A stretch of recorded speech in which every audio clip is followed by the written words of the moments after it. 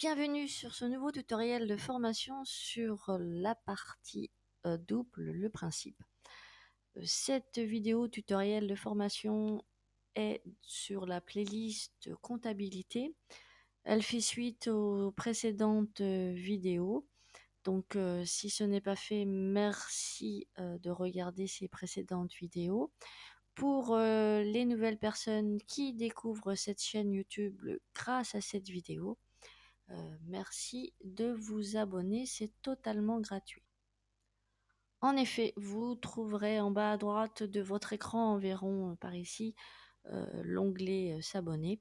Suivez les instructions. Derrière, vous aurez une petite clochette que vous pouvez activer ou non. Si vous l'activez, vous serez informé de toutes mes prochaines vidéos.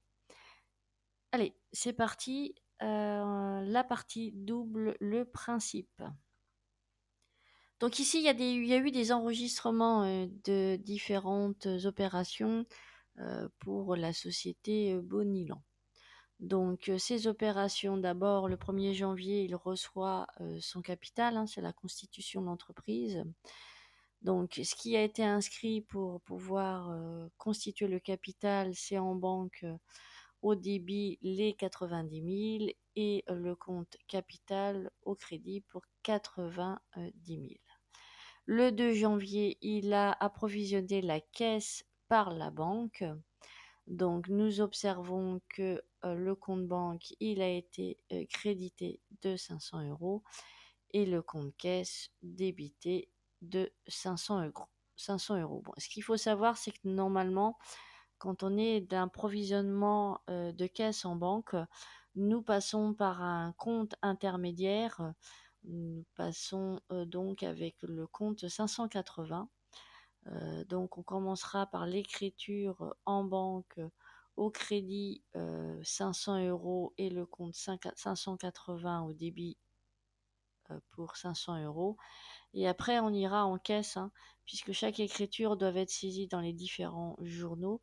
Donc dans le journal de caisse, on aura les 500 € au débit et on aura au crédit le compte 580.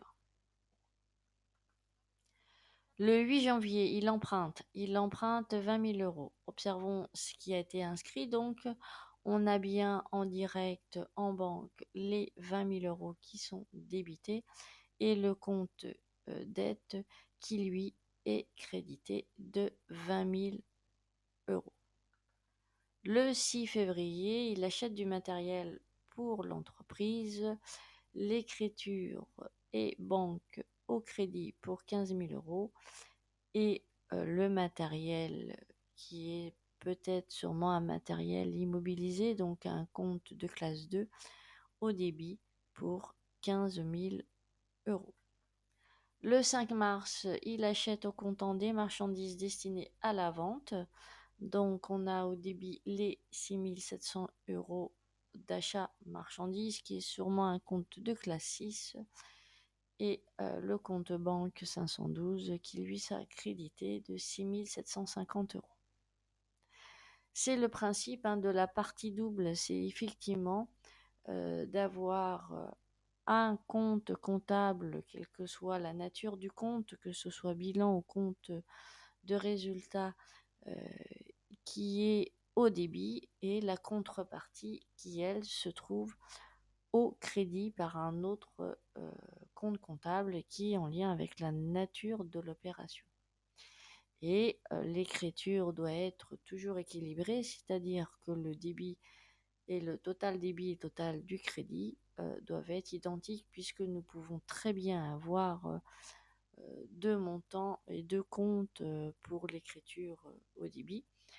Par exemple, là, on aurait très bien pu avoir pour l'achat de marchandises le compte de classe 6 en montant hors taxe, suivi au débit aussi du compte de TVA et au crédit le montant total de la facture. Et donc le total des deux écritures hors taxe TVA du débit doit être forcément égal au total du crédit. Bien sûr, pour chacune des écritures comptables qui enregistrent une pièce comptable. comptable. Le 5 mars, il vend au comptant ses marchandises. Donc, on a le compte vente de marchandises qui est un compte de classe 7 qui sera crédité des 11 000 et le compte de caisse qui lui sera débité de 11 000. Le 5 mars, nous réglons au comptant les frais de transport. Les frais de transport, un compte de classe 6 que nous allons débiter pour 450 euros et la banque, un compte de classe 5 que nous allons créditer de 450 euros. Le 7 avril, il achète à crédit les marchandises, donc il va y avoir le compte charge achat de marchandises qui sera débité de 5400 et le compte fournisseur, la dette qu'il a vis-à-vis de ce fournisseur qui est un compte de classe 4 qui sera crédité de 5400 euros.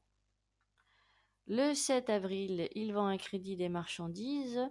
Donc vous avez le compte de vente de marchandises classe 7 qui va être crédité de 9000 et le client compte de classe 4 qui lui sera débité de 9000. Vous avez dans ma playlist comptabilité différents exercices, modèles d'écriture par rapport aux natures de pièces comptables que vous avez de façon récurrente, quelle que soit l'activité de votre entreprise. Le 3 juillet, il paye un fournisseur à qui il avait acheté à crédit. Donc, nous avons le compte de tiers de classe 5 caisse qui sera crédité de 5400 euros et le compte fournisseur classe 4 qui sera lui débité de 5400 euros. Le 8 juillet, il reçoit le paiement d'un client à qui il avait vendu à crédit, donc pour qui il avait une créance. Le compte classe 5 banque sera débité de 9000 et le compte client classe 4 lui sera crédité de 9000. Nous pouvons constater que dans tous les cas, vous avez inscrit en même temps le même montant dans deux comptes différents, mais l'un d'eux est inscrit au débit et l'autre au crédit. C'est le principe de la partie double. Alors en effet, nous pourrions multiplier les différents exemples, mais dans tous les cas, vous retrouvez l'utilisation simultanément de minimum de comptes et l'enregistrement du même montant du débit de l'un et au crédit de l'autre. Si vous aviez plusieurs comptes, il fallait que le débit total de l'écriture soit égal au débit total, au crédit total de l'écriture. Ainsi, nous pouvons énoncer la règle fondamentale de la comptabilité. Une écriture comptable comprend obligatoirement l'enregistrement du même montant dans deux comptes différents, dont l'un est débité et l'autre crédité. On a donc débit égale crédit. C'est en vertu de cette règle que la comptabilité des entreprises est dite en partie double. Nous prenons maintenant le cas d'une entreprise qui rembourse une dette de 8000 euros par un chèque de 4000. C'est 4000 d'argent liquide pris en caisse. Donc, nous devons naturellement enregistrer l'annulation de la dette, la sortie de l'argent de la banque et la sortie de l'argent de la caisse. Alors, comment vous feriez vous avez annulation de la dette, 8000 au crédit, vous avez sortie de la banque et sortie de la caisse. Voici l'écriture que vous auriez dû passer. Donc, on aurait les 8000 à saisir sur la dette au débit pour annuler la dette. En caisse, les 4000 euros au crédit et en banque, les 4000 euros au crédit aussi. Donc, on observe dans le compte dette le débit des 8000 et dans les comptes banque et caisse, les deux 4000 qui sont au crédit, qui fait un total de 8000. Nous avons donc total enregistré au débit qui est égal au total enregistré au crédit. Puisque vous avez total enregistré au débit qui est égal à total enregistré au crédit, nous pouvons vous affirmer que cette écriture est parfaitement correcte. Cet exemple vous permet de constater que l'enregistrement comptable d'une opération concerne parfois plus de 2 comptes. C'est ce que je vous expliquais tout à l'heure. Dans ce cas, le principe de la partie double est parfaitement respecté à condition que le total des enregistrements au débit soit égal au total des enregistrements au crédit. Le nombre de comptes utilisés pour enregistrer une opération comptable n'est pas limité.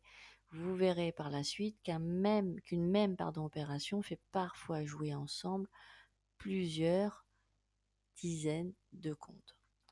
En conséquent, une écriture satisfait au principe de la partie double à condition que quoi des enregistrements au débit est égal à quoi des enregistrements au crédit. Et oui, il fallait répondre que le total des enregistrements au débit est égal au total des enregistrements au crédit. En termes comptables, passer une écriture signifie donc l'enregistrement de tous les montants dans tous les comptes concernés en respectant obligatoirement le principe de la partie double. Total des montants au débit égale total des montants au crédit. Donc si en termes comptables, passer une écriture signifie donc l'enregistrement de tous les montants dans tous les comptes concernés en respectant obligatoirement le principe total des montants au débit égale total des montants au crédit, à votre avis, peut-il y avoir des exceptions au principe de la partie double? Oui ou non? Il fallait répondre non, vous avez raison, le principe de la partie double ne souffre d'aucune exception. Dans une écriture, on dit que le crédit est la contrepartie du débit et réciproquement.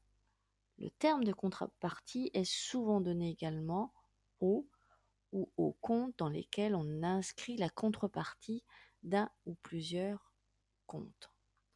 Dans l'écriture du paiement d'une facture réglée en liquide par un client, le compte client est la contrepartie du compte quoi? Il fallait répondre la contrepartie du compte caisse. Voilà, cette vidéo tutoriel de formation sur les notions fondamentales de la comptabilité de la partie double est terminée. J'espère que cette notion est totalement acquise pour vous, puisque c'est une règle primordiale pour réussir à avoir une comptabilité équilibrée et correcte. Voilà, je vous dis à très bientôt pour un nouveau tutoriel de formation sur cette playlist comptabilité.